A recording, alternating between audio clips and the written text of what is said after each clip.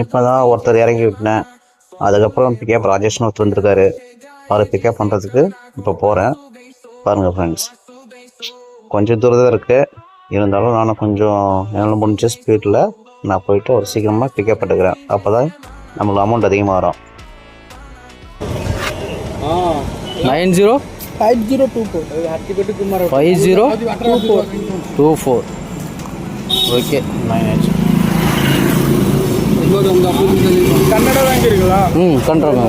So இதெல்லாம் சொல்லணும்னு அவசியமே இல்லை. ஒரு வேளை ஆட்டோக்கு புக் பண்ணிருப்போம், கண்டிப்பாக ஆட்டோக்காரங்க 300 கேட்டுருப்பாங்க போகுது. எனக்கு வந்து 45 தான் காமிச்சது பைக்குக்கு. அவன் பார்த்தீங்கன்னா 100 கொடுக்குறாங்க. பரவாயில்ல. OTP madam.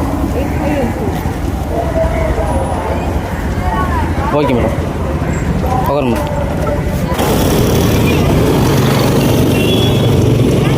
₹80 மேடம்.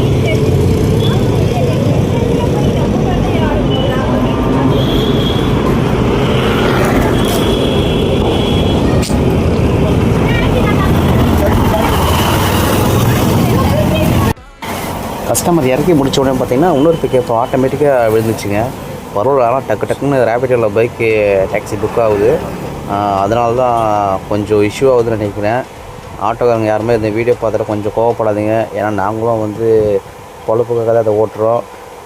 கொஞ்சம் நாங்களும் ஓட்டுறதே கொஞ்சம் நீங்கள் வெளிவிடுங்க ப்ளீஸ். சரி, கொஞ்சம் ஓலாவில் ஆன் பண்ணுங்கள். ஓலாவில் பார்த்தீங்கன்னா மிட்ப்ளஸ் ஃபார்மசியில் ஒரு புக்கு ஆச்சு. அவங்களுக்கு அதான் டால்பேட்டை வந்து அவங்க வீட்டில் போய் டெலிவரி பண்ணணும். இது மாதிரி வந்தால் கொஞ்சம் எனக்கு கொஞ்சம் கஷ்டமாக தான் இருக்கும். ஏன்னா அவங்க வீட்டுக்கு தேடி எடுத்துன்னு போயிட்டு பொருளை கொடுக்குறது கொஞ்சம் கஷ்டமாக தான் இருக்கும். இருந்தாலும் சரி, இந்த ஓலாவில் ஒன் டைம் புக் ஆயிடுச்சு. இருந்தாலும் நம்ம வந்து கேன்சல் பண்ண முடியாது. கண்டிப்பாக இது கொடுத்து தான் ஆகணும். அதனால் போன இடம் தாங்க நம்ம எஸ்டேட்டுக்கு போனேன். எஸ்டேட்டில் பார்த்தீங்கன்னா சொல்கிறது வார்த்தையே இல்லை. பாருங்களேன், அதுவும் எஸ்டேட்டில் இவ்வளோ பெரிய பில்டிங்கில் மேலே போய் அதுவும் இந்த கொடுக்குறேன். அதுவும் கோச்சார் பில்டிங்கு. அங்கே தான் போய் கொடுத்தேன் இந்த ஃபார்மசி. அது 12th ஃப்ளோரு. பாருங்களேன், கொஞ்சம் கஷ்டமாக தான் இருக்குது போகும்போது.